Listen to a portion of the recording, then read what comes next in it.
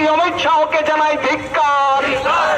সংবিধান প্রণেতা আম্বেদকর সম্পর্কে অসম্মানকারী কেন্দ্রীয় স্বরাষ্ট্র। This news is brought to you by Himalayan International Residential School, Siliguri, West Bengal. স্বরাষ্ট্রমন্ত্রী অমিত শাহকে জানাই ধিক্কার। ইনকলাব জিন্দাবাদ।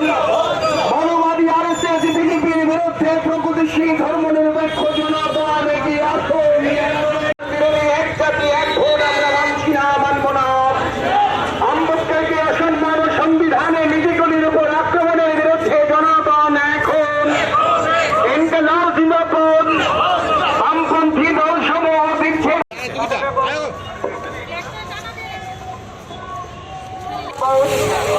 বামপন্থী দলসমূহ বিচ্ছেদ মানছি না, মানব না। বি আর আম্বেদকর সম্পর্কে স্বরাষ্ট্রমন্ত্রী অমিত শাহকে পদত্যাগ করতে হবে।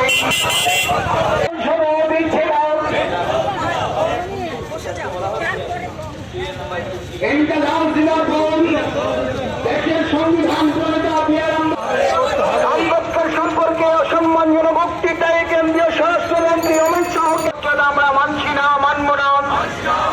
সংবিধান প্রণেতা আম্বেদকরকে অসম্মানকারী কেন্দ্রীয় স্বরাষ্ট্র বিজেপির বিরুদ্ধে প্রগতিশীল ধর্মনিরপেক্ষ জনগণ এগিয়ে আসুন।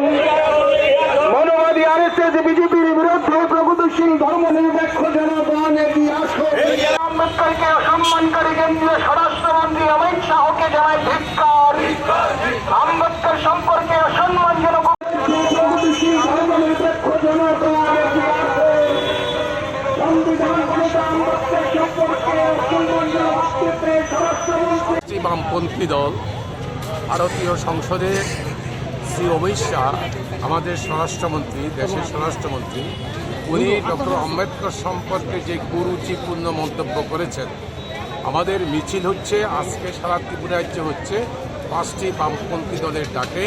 আমাদের পরিষ্কার পরিচ্ছন্ন বক্তব্য, অমিত শাহকে ক্ষমা চাইতে হবে এবং পদত্যাগ করতে হবে।